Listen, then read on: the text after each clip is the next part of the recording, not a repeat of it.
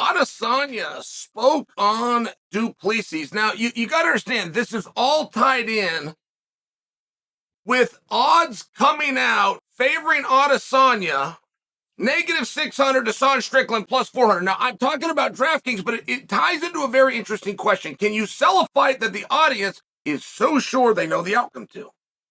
Can you get the audience to watch a fight that they are so sure they know the outcome to? -600 makes Izzy the favorite, plus 400 for Sean Strickland. That's right now at DraftKings. And the reason that I bring that up is every time I see Izzy doing media, and Izzy's got legitimate heat. He has legitimate beef with Sean Strickland. They've shared press conferences together. As a matter of fact, I remember it so clearly. Izzy is getting ready to fight Cannonier. Sean Strickland is getting ready to fight Alex Pereira. It's on the same card there, the same press conference, and Sean Strickland never mentions Pereira once. He throws all of his venom at Adesanya, and Adesanya is trying to deal with Jared and then have to look behind him and deal with Sean Strickland. I mean, this is off the top of my head. I'm sharing with you, like, this match makes a lot of sense. I don't give a damn if you think it's a -600 to a plus 400. Like, that doesn't make any bit of difference to me. And as far as can that draw and can that sell? And if it does, then there's all the credit go to Adesanya because he's a big star. It's like, man, that's a piece of it, and Adesanya is that kind of a star. But you got to understand, if you're playing the bad guy and you're hated bad enough, it doesn't matter the kind of money that people coming against you or how sure they are you're going to lose. They want to see it happen. So you have a really big fight on your hands in Sean Strickland with Israel Adesanya. And we haven't even gotten into an X's and O breakdown. And by the way, that is a lot harder fight than any -600 or any plus 400 DraftKings has ever booked. This is a lot more difficult fight than people understand. But as we build to the fight, we continually hear Adesanya getting pulled in different directions to talk about Dricus Du Plessis. And that's a great problem to have if you're Izzy, right? If you're trying to spread it around, make sure I got something to do and make sure I got something to do after that, which is something that Adesanya does better than anybody. It's a really interesting position. In the course of this, Adesanya stated, "I am not mad at Dricus Du Plessis. I am just disappointed." Said that it's a big enough fight, he'd still like to do the fight. He elaborated by ultimately saying, "I would like to go to South Africa to hold this contest. I'll do it right there in front of his fan base." All right, let's get out on that, but let's take a little bit of a closer look.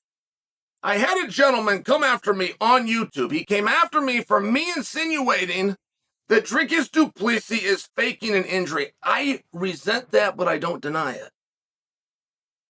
I resent it. I resent anything that sounds as though I put down Dricus Du Plessis, who I believe not only is the rightful #1 contender, I love the story of how he got here. He was an undercard on December 10th that spoke up and had a problem with being an undercard. He made it all the way to co-main event status and #1 contenders fight. Now, I'd love to tell you he made it all the way to a title fight, but he stopped himself here. These aren't Chael's rules. I'm telling you what happened. And I don't like the term that he faked an injury. I've not insinuated, I've never used the word fake, but I also haven't insinuated that you're faking an injury, right? I mean, I'll just share with you, based on your motivation for certain situations, right? You guys ever gotten ready to sell your car? Have you ever gotten to the point where you're getting ready to trade your car in? But you're on the fence, you don't know if you don't know. You're looking at interest rates and you haven't seen the right one. You're on the fence. As soon as you get to the point where you're thinking about trading your car, the very next day, 5 things will be wrong with that car. Now, the reality is nothing new is wrong with the car. You just notice it differently. You notice it differently because it's helping to motivate you for the decision that you've yet to make, but you want to make, which is to go get yourself a brand new car. That's what I'm suggesting with Du Plessis. I will never take that back. And the person that came and said that I was fake, I'd give you his name, and my producers told me, don't go after him. That's all he's looking for is a back and forth. He should be looking for a back and forth. I will give it to him. If my audience likes him more, right, I'm going to have to up my job. I just don't know who this person was. And I also don't know what it is that they're seeing. If you had a dream in life, and all of you do, what is it? It's going to be different for everybody. But what is your dream? Your dream. Your actual dream. Now, if I could give it to you. If I could give it to you. But your foot hurt. Are you going to walk over there and are you going to get your dream or not? There's the question. I didn't say your foot was broken, which, by the way, a lot of you go, I don't care, I'll hobble over there. I didn't say that you got to be on crutches or a walker, you need assistance. I didn't say any of those things. I said, if your foot hurts and I can give you your dream, would you go take the dream or would you say, I can't get a dream, my foot hurts? Which would you do? So there was no insinuation by me that Dricus faked an injury. He was honest. He said, my foot hurts. I questioned in that moment, okay, in July, does he know that his foot is going to hurt on September 16th? I questioned in that moment. And now there's talk that he's going to come in on September 16th to the event. Okay, does he come with a sling? Does he come with a boot? Does he come with ice? Has he got two people under his arms, or does he just walk to his seat just fine? Which would make my guess accurate, that perhaps your foot hurts tonight. You just got to have a cage fight. I bet a whole bunch of things hurt. Do you think it'll hurt in September? And that's very fair by me. It's precisely what Adesanya said. It's exactly what he said. And so when a different date comes, you're able to categorize it. You're able to calm your nerves, to reassess. When a different date comes, can you change? And I think a lot of people can. Yeah, I think you get caught up in a certain moment, you decompress, you're ready to go.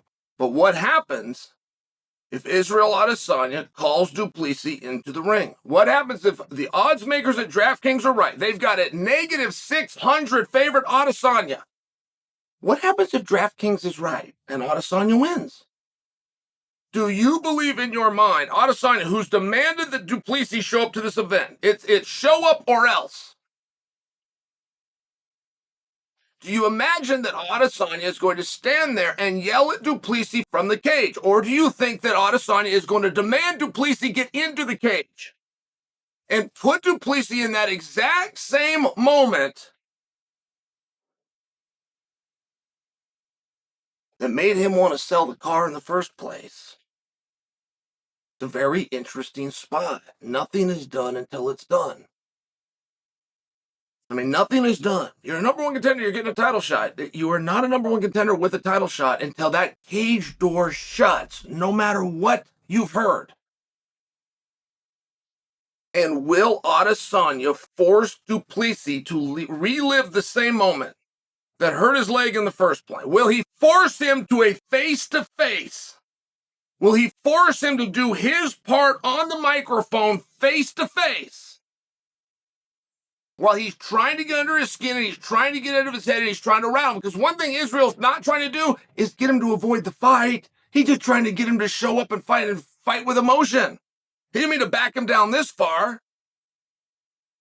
Does Izzy see that a face-to-face is a cause for a hurt leg? Is he going to keep him on the outside? Is he going to call him out from the fence and leave him in the row and say, don't even put a microphone on this guy. I'll take it from here.